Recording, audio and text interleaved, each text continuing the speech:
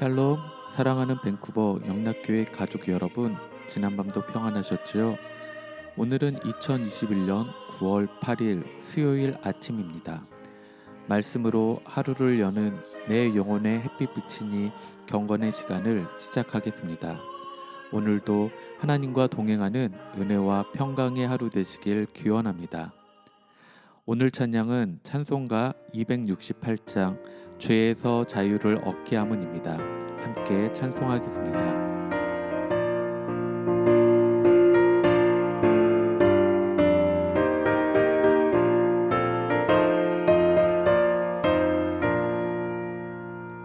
죄에서 자유를 얻게 하는 보혈의 능력, 주의 보혈. 시험을 이기고 승리하니 참 놀라운 능력이로다. 주의 보혈 능력이 또다. 주의 피 믿어. 주의 보혈 그 어린 양의 매우 귀중한 피로다. 육체의 정욕을 이긴 힘은 보혈의 능력. 주의 보혈 정결한 마음을 얻게 하니 참 놀라운 능력이로다. 주의 보혈 능력이 또다. 주의 피 믿어. 주의 보혈 그 어린 양의 매우 귀중한 피로다.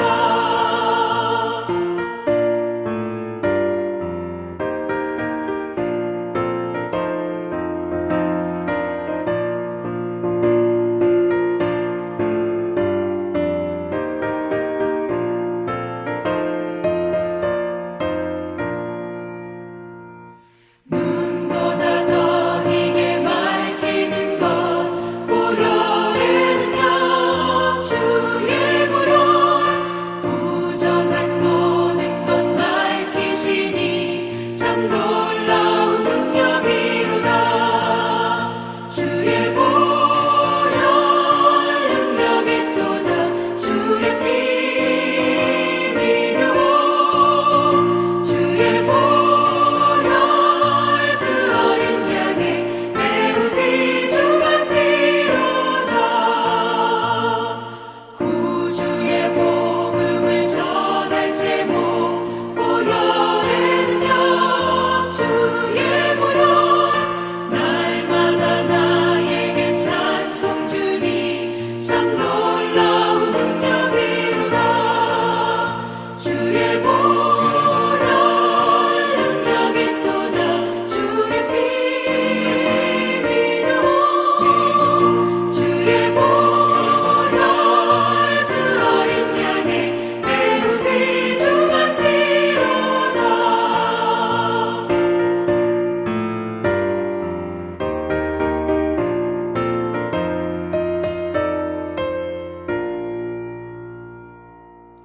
함께 기도하겠습니다. 사랑과 은혜가 풍성하신 하나님, 오늘도 저희에게 새 날을 허락해 주셔서 감사합니다. 오늘도 하나님의 말씀 앞에 섭니다. 하나님의 말씀을 묵상할 때 말씀의 비밀을 깨달아 알게 해주시고 그 말씀에 순종하는 하루가 되게 해 주시옵소서. 오늘도 저희의 영혼과 삶에 진리의 빛, 은혜의 빛을 비춰 주시옵소서. 예수님의 이름으로 기도드립니다. 아멘. 이제 말씀 묵상 본문을 봉독하겠습니다. 오늘 본문은 갈라디아서 4장 1절부터 11절까지의 말씀입니다. 내가 또 말하노니 유업을 이을 자가 모든 것의 주인이나 어렸을 동안에는 종과 다름이 없어서 그 아버지가 정한 때까지 후견인과 청지기 아래에 있나니 이와 같이 우리도 어렸을 때에 이 세상의 초등학문 아래에 있어서 종 노릇하였더니 때가 참에 하나님이 그 아들을 보내사 여자에게서 나게 하시고 율법 아래에 나게 하신 것은 율법 아래에 있는 자들을 속량하시고 우리로 아들의 명분을 얻게 하려 하심이라. 너희가 아들이므로 하나님이 그 아들의 영을 우리 마음 가운데 보내사 아빠 아버지라 부르게 하셨느니라. 그러므로 내가 이후로는 종이 아니요 아들이니 아들이면 하나님으로 말미암아 유업을 받을 자니라. 그러나 너희가 그때에는 하나님을 알지 못하여 본질상 하나님이 아닌 자들에게 종 노릇하였더니 이제는 너희가 하나님을 알 뿐 아니라 더욱이 하나님이 아신 바 되었거늘 어찌하여 다시 약하고 천박한 초등학문으로 돌아가서 다시 그들에게 종 노릇하려 하느냐. 너희가 날과 달과 절기와 해를 삼가 지키니 내가 너희를 위하여 수고한 것이 헛될까 두려워하노라. 아멘. 함께 봉독한 갈라디아서 4장 1절부터 11절까지의 전체 줄거리가 무엇인지 살펴보겠습니다. 오늘 본문은 크게 율법 아래 사는 삶과 복음 아래 사는 삶을 대조시켜 설명하면서 하나님께서 우리를 위해 보내주신 예수 그리스도를 통해 우리의 삶이 어떻게 변화되었는지에 대해 말씀해주고 있습니다. 또한 우리에게 주어진 변화된 그 삶을 온전히 살아가면 되는 것인데 그렇게 살지 못하고 다시 율법 아래 사는 삶으로 돌아가 종노릇하려 하는 우리의 어리석음을 염려하며 안타까워하는 사도 바울이 우리에게 권면하고 있는 것을 볼 수 있습니다. 오늘 본문 1절에서 3절까지는 율법 아래 사는 삶에 대해 설명하고 있습니다. 먼저 어제 본문에서 사도 바울은 우리가 예수 그리스도를 믿음으로 말미암아 하나님의 자녀가 되고 상속자가 된다고 선포했습니다. 거기에 이어서 오늘 본문에는 유업을 이을 자를 말하면서 하나님의 자녀됨에 대해 좀 더 설명하고 있습니다.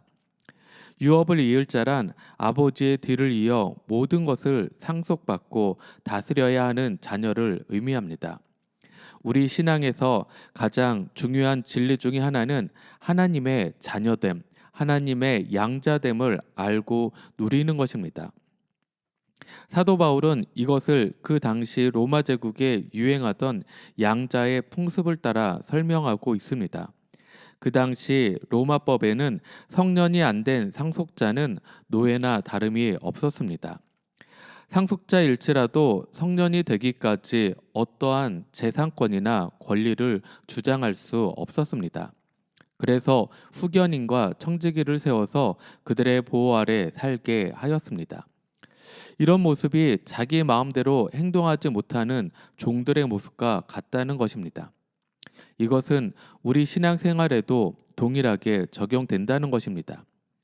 하나님의 자녀된 우리도 예전에는 이 세상의 초등학문 아래에서 종노릇하였다고 이야기합니다. 이 세상의 초등학문이란 유대인들에게는 율법주의로 변질된 유대교요, 이방인들에게는 각종 우상을 섬기는 종교와 철학이라 할 수 있습니다.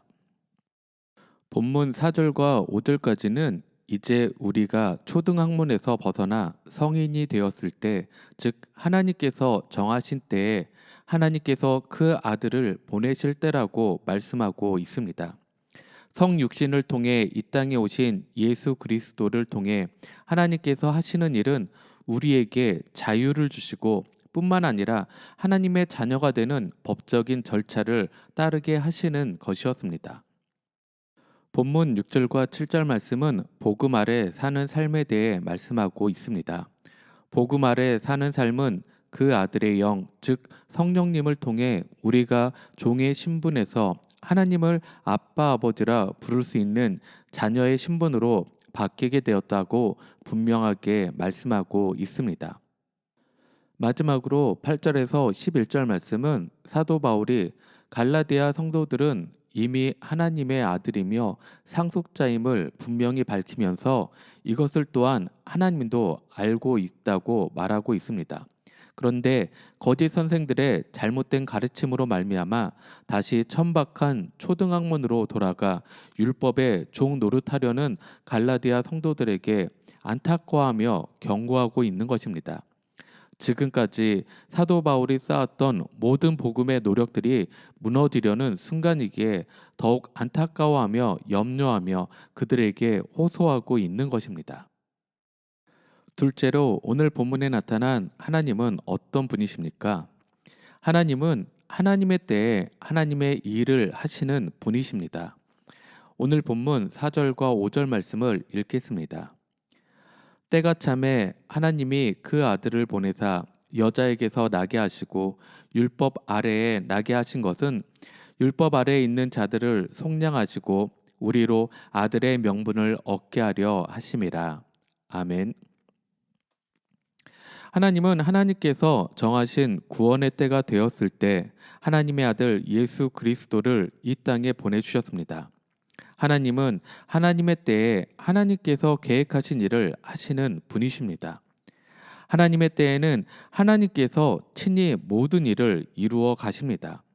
그러기에 하나님의 때를 구하고 소망하는 사람은 겸손함으로 하나님 앞에 나아가고 그 일을 이루실 하나님만을 신뢰하게 되는 것입니다. 그러기에 우리는 이 하나님의 때를 구하고 그 때를 겸손히 인내하며 기다리는 삶의 자세를 가져야 합니다.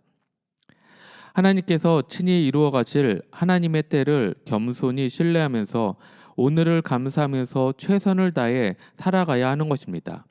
때로는 힘들고 일이 잘 풀리지 않아도 인내하며 감사하며 그 일을 행하실 주님을 바라볼 때 힘을 얻는 것입니다. 더욱 기도하고 더욱 주님의 은혜와 자비를 사모하는 것입니다. 그럴 때 마침내 때가 참에 하나님의 은혜와 구원이 우리에게 임하게 될 것입니다. 우리의 삶의 상황이 다 다르지만 우리의 주인이신 하나님을 겸손히 신뢰하는 가운데 하나님의 때를 소망하며 그 때에 임할 주님의 은혜와 영광과 구원을 맛보는 여러분 모두가 되시길 소망합니다. 하나님께서 하나님의 아들 예수 그리스도를 우리에게 보내신 이유는 두 가지입니다. 첫째는 율법 아래 있는 자들을 속량하기 위해서이고 둘째는 우리로 아들의 명분을 얻게 하려 하시는 것입니다. 이것이 하나님이 우리 가운데 하시는 일인 것입니다. 하나님께서는 우리 한 사람을 그 자녀로 부르시기 위해 그 아들을 인간의 몸으로 이 땅에 보내셨습니다. 그리고 이 땅에 오신 예수님은 우리의 죄를 대신해 십자가에 죽으셨습니다. 속량한다는 것은 죄값을 치르고 노예를 풀어준다는 뜻입니다. 즉 예수님께서 우리의 죄값을 다 치르셨기에 우리는 노예 상태에서 벗어나 자유인이 될 수 있는 것입니다. 율법 아래에서 소망 없이 살던 자들에게 예수님께서 이 땅에 오셔서 하나님의 아들이라는 새로운 신분을 우리에게 주셨다는 것입니다. 그 아들이라는 신분을 통해서 이제는 율법에 매여 있는 삶이 아니라 그 은혜 안에서 자유와 평강을 누릴 수 있는 귀한 은혜를 우리에게 허락해 주셨다는 것입니다. 우리는 매일매일 살아가면서 스스로 힘들고 어려울 때 또 우리가 감당하지 못하는 일을 만날 때마다 우리가 항상 놓치지 않고 기억해야 하는 것은 우리의 신분이 무엇인지에 대한 것입니다. 우리는 하나님의 자녀이며 하나님의 약속된 아들이라는 것을 결코 잊으면 안 된다는 것입니다. 그런데 우리의 삶을 보면 지치고 힘들 때, 감당하지 못하는 상황을 만날 때 이런 신분을 놓칠 때가 많다는 것입니다. 그렇지만 그런 때일수록 우리는 더욱 우리에게 주신 이 신분을 잊지 않고 항상 되새기며 살아갈 수 있기를 주님의 이름으로 소망합니다. 마지막으로 오늘 말씀이 나에게 주시는 교훈과 메시지는 무엇입니까? 하나님의 자녀답게 살자라는 것입니다. 오늘 본문 9절 말씀을 함께 읽겠습니다. 이제는 너희가 하나님을 알 뿐 아니라 더욱이 하나님이 아신 바 되었거늘 어찌하여 다시 약하고 천박한 초등학문으로 돌아가서 다시 그들에게 종 노릇하려 하느냐. 아멘. 우리가 하나님을 알지 못할 때에는 율법 아래에서 종 노릇하였지만 이제는 즉 예수 그리스도를 믿음으로 받아들이고 약속의 유업을 받게 된 새로운 신분이 되었을 때는 우리의 모습이 달라져야 함을 사도 바울은 말씀하고 있습니다. 그런데 문제는 이렇게 새로운 신분을 받았음에도 불구하고 아직도 예전의 모습, 예수님을 믿음으로 받아들이지 못하는 상태의 모습으로 살아가고 있다는 것입니다. 무슨 말입니까? 하나님께서 우리를 자녀 삼아 주셨는데 그러면 내가 다시 주님께 모든 것을 맡기며 기도하며 믿음으로 소망 가운데 나아가야 하는데 주님께 모든 것을 맡긴다고 해놓고 다시 모든 염려와 두려움을 가지고 다른 것을 의지하며 살아가고 있다는 것입니다. 그렇게 되면 우리는 우리에게 허락하신 자유를 온전히 누리지 못하고 다시 이 모든 문제를 끌어안고 고민하고 괴로워하면서 기도의 자리보다는 고민의 자리로 더 많이 가게 되는 것입니다. 그런데 우리가 분명히 기억해야 할 것이 있습니다. 그것은 우리가 하나님을 알 뿐만 아니라 하나님이 우리를 아신 바 되었다는 사실을 말입니다. 하나님이 우리를 아시고 그래서 우리가 믿음으로 기도하며 나아갈 때 주님이 우리를 기다리시고 응답해 주신다는 사실을 말입니다. 하나님께서 우리에게 하나님의 자녀가 되는 권세를 허락해 주셨습니다. 이 권세를 의지하여 날마다 우리 삶의 무거운 짐과 우리 삶의 고민을 의뢰하고 맡기며 나아갈 수 있기를 주님의 이름으로 소망합니다.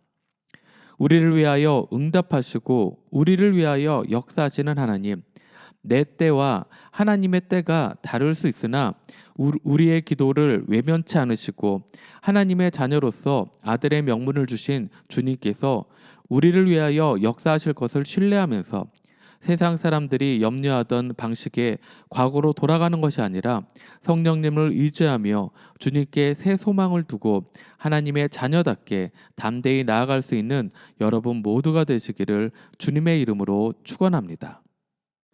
함께 기도하겠습니다. 우리의 모든 것을 아시고 이해하시며 우리의 삶을 이끌어 가시는 주님을 찬양합니다. 주님, 너무나도 부족한 우리를 주님의 자녀 삼아 주심에 감사드립니다. 그럼에도 주님의 자녀로서 온전히 살아가지 못하는 저희들의 연약함을 주님 용서하여 주시옵소서. 오늘 하루 주님의 자녀로 더욱 담대히 살아가게 하여 주시옵소서. 온전히 주님을 의지하며 주님의 때에 행하실 일들을 기대하며 기다리며 기도하는 자 되게 하여 주시옵소서. 이제는 우리 주 예수 그리스도의 크신 은혜와 하나님의 놀라우신 사랑하심과 성령의 감화 감동 교통하심이 매 순간 주님의 자녀임을 기억하며 더욱 주님을 신뢰하며 주님께서 행하실 때를 기다리면서 이 땅 가운데 온전하게 주님의 자녀로 살아가기로 결단한 사랑하는 모든 성도들 머리 위에 그들의 가정과 생업 위에 지금부터 영원토록 함께 하시길 축원하옵나이다. 아멘. 찬양이 연주되는 동안 오늘 주신 말씀과 기도 제목을 가지고 믿음으로 함께 기도하겠습니다. 첫째는 매 순간순간마다 우리가 주님의 자녀임을 잊지 않고 주님을 신뢰하며 주님을 의지하는 삶 살게 해달라고. 둘째는 주님의 때를 기다리며 오늘 하루도 소망 가운데 주님께서 행하실 일들을 기대하며 겸손하게 기도하며 인내하는 삶 살게 해달라고. 셋째는 우리 영락 공동체 한 사람 한 사람을 지켜주시고 보호하셔서 늘 평안 가운데 거하게 하시고 또한 임직식을 준비하는 과정 가운데 이 모든 시간 속에 주님의 은혜 충만하도록 함께 기도하겠습니다. 그리고 마지막으로 중보기도가 필요한 우리의 부모, 형제, 이웃, 또 선교지와 선교사님들을 위해 함께 기도하겠습니다.